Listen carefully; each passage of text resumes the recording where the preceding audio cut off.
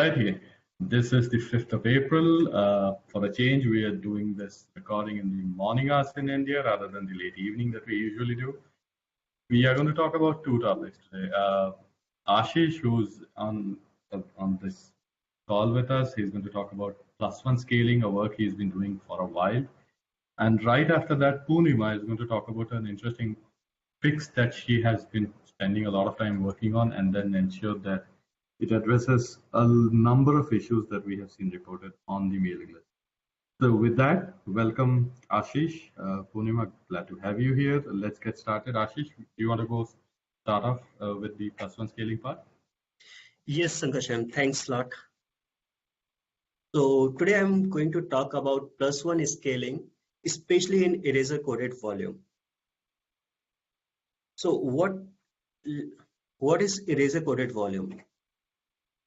It is in a basic one line we can say that whenever user sends some data, we encode it and divide it into different chunks and store those chunks on different bricks or drives on different nodes. So that if some of the chunks goes down, we can recreate our user data and present it to the user. This is basic of eraser coded volumes. Now, if we talk about eraser coded volume in Gluster FS, we mainly go with the configuration of 4 plus 2, which is 4 is data bricks and 2 is redundant number of bricks. That means at any point of time, if we lose 2 bricks or 2 chunks, we can still create user data and present it to the user, and volume will be accessible. So, but there is a basic requirement of this setup. The basic requirement is that all these chunks or bricks should be hosted on different nodes. Let's say we host one brick on 6 servers each. That means if any node goes down, we will lose only one brick. If 2 node goes down, we will only lose 2 bricks. Still, we can create and access our volumes. So this is our basic requirement. We should never lose more than 2 redundant number of bricks.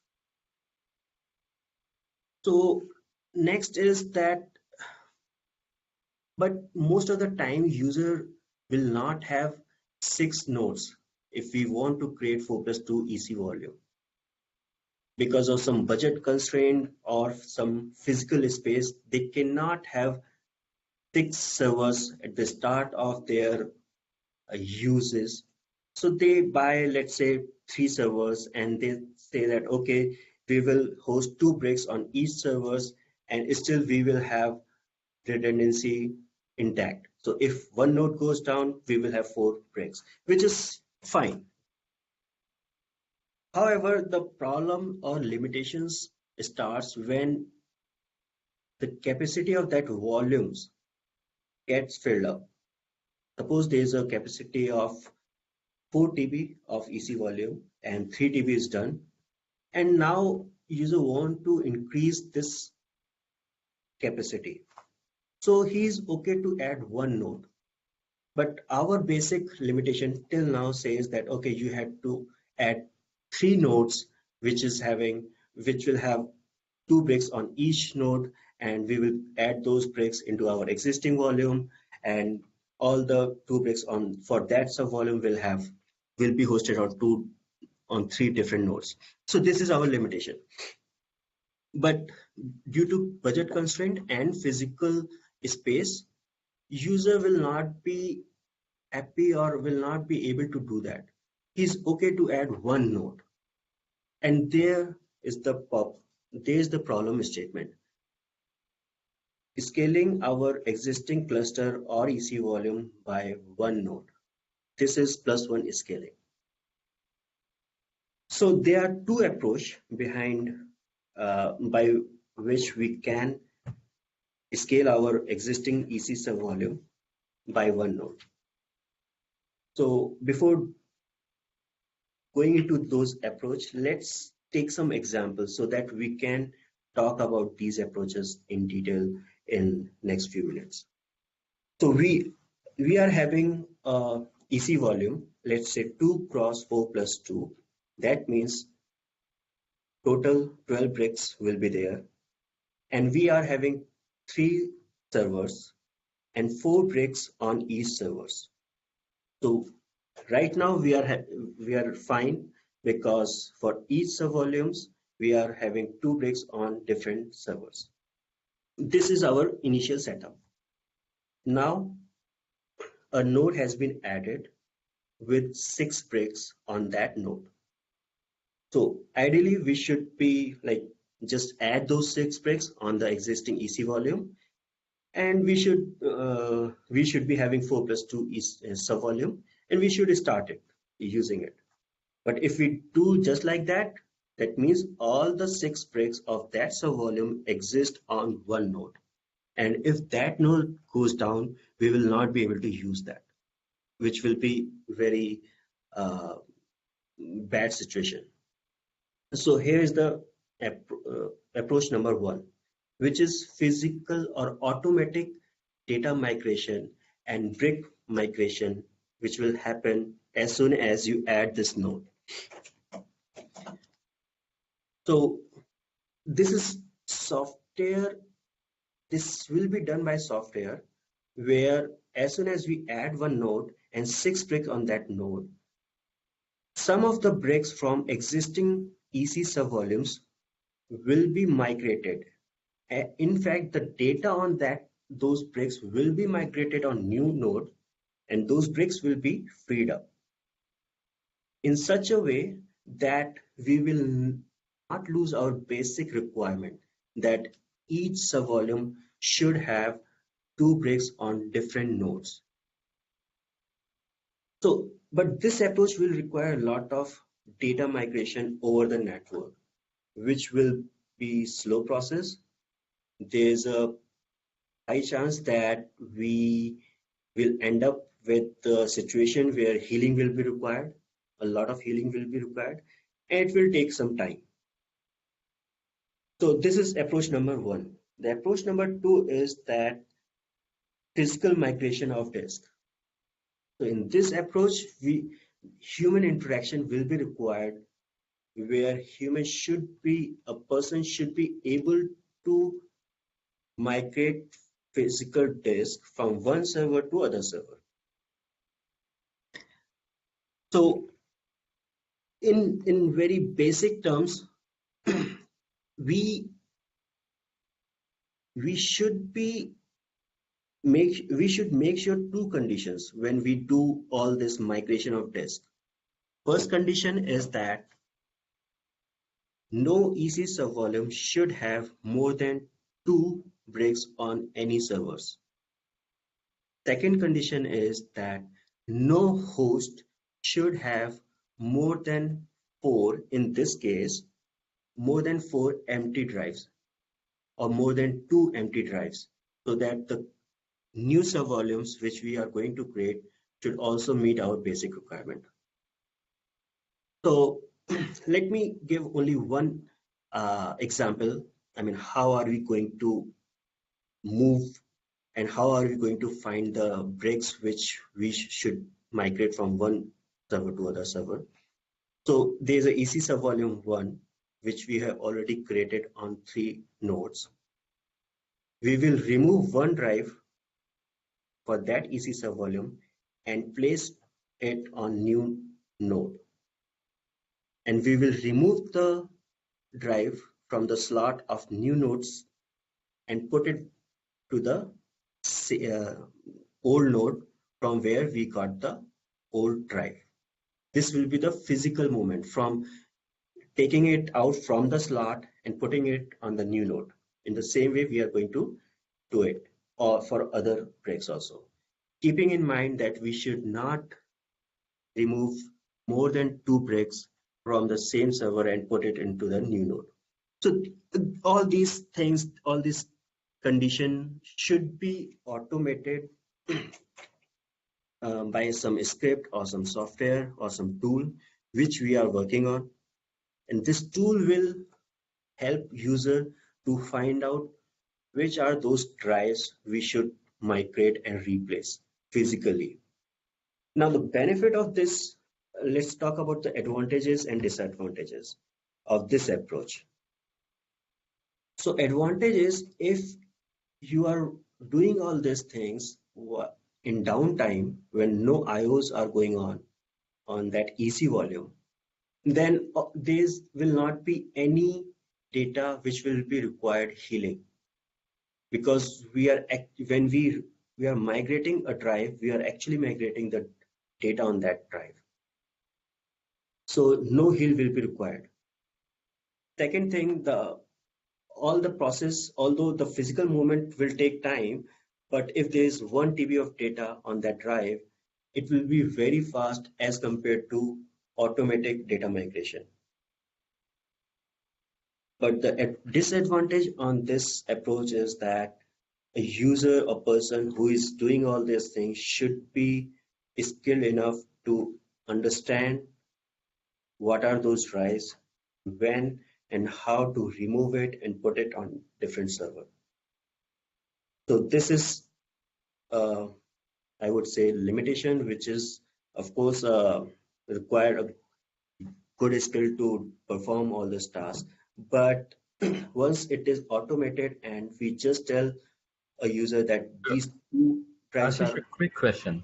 yes, You're basically saying that what one of the design approaches to solving this would require manual intervention, but also manual intervention of high skill order, right? It's somebody who's very well acquainted with the detail and to be able to take decisions in terms of how it needs to be done.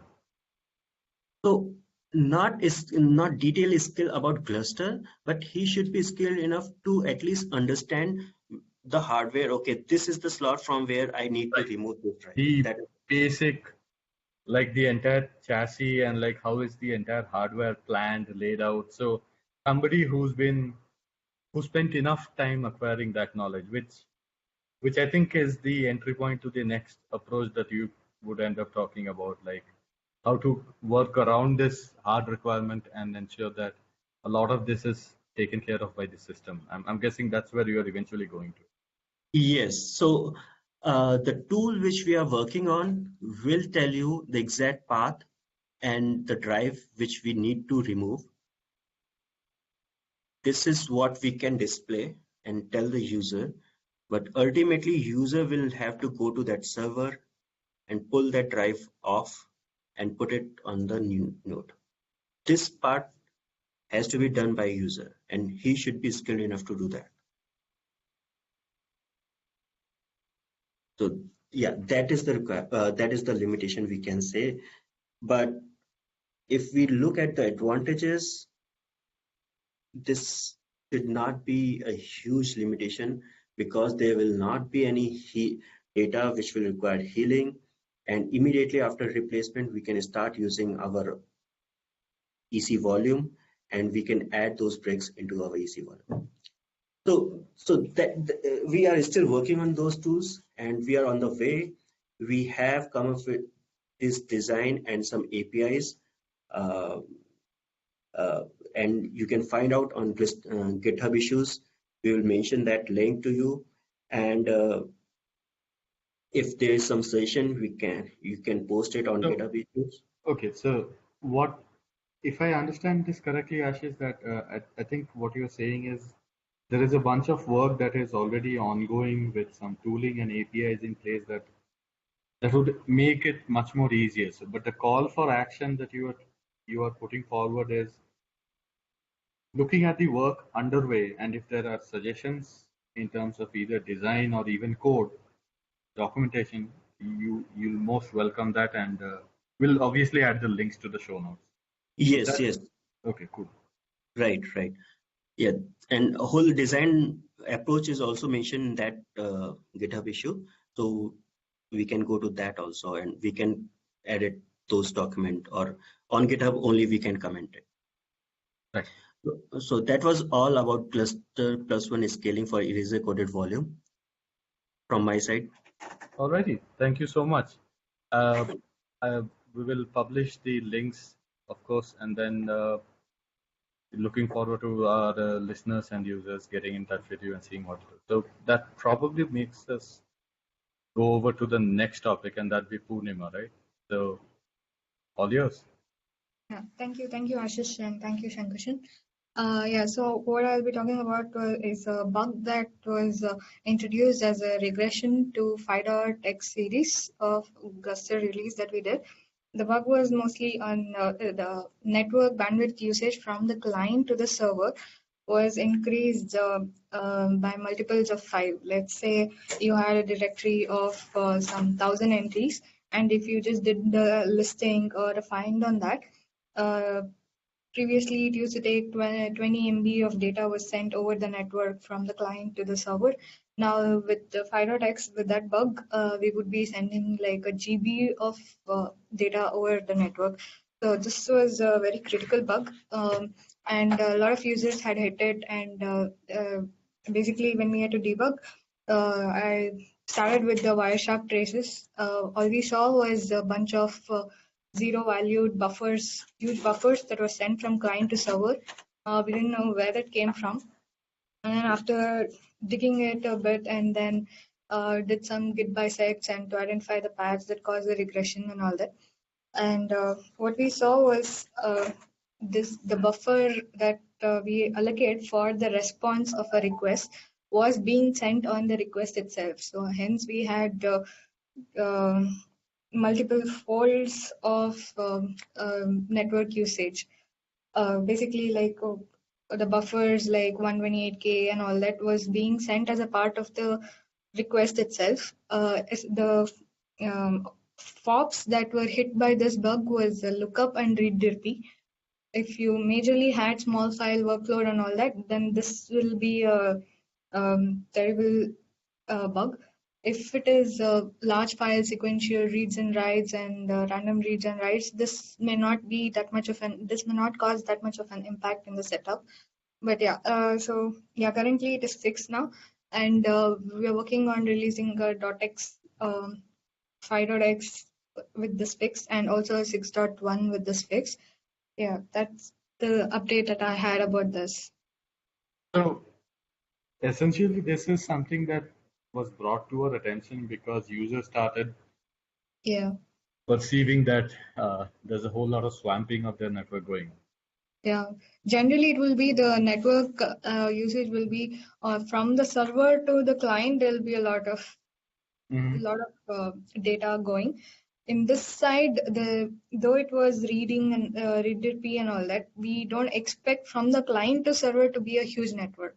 Okay. That was yeah, there was something that most of the users saw and felt that it was very um, not normal not normal usage. Interesting. All right. Yep. Anything else you would like to add? But that's all actually. All righty. Thank you so much. Thank you for joining. One of the things that we were thinking of starting off next week is adding a small section about how to troubleshoot and provide data to help troubleshoot and diagnostics of various known issues. Uh, this that you pointed out, where you had used Wireshark to identify what was causing the issue, is what I wanted to sort of riff off and say that if there are other topics that you feel that we should be talking about on the issue of troubleshooting, please let me know, and then we can schedule sessions, and hopefully that will be interesting for our listeners. Yeah, sure. Cool. Thank you for joining. Appreciate the time as always. Have a great weekend, and I'll see you around on Monday. Thank you. Bye bye.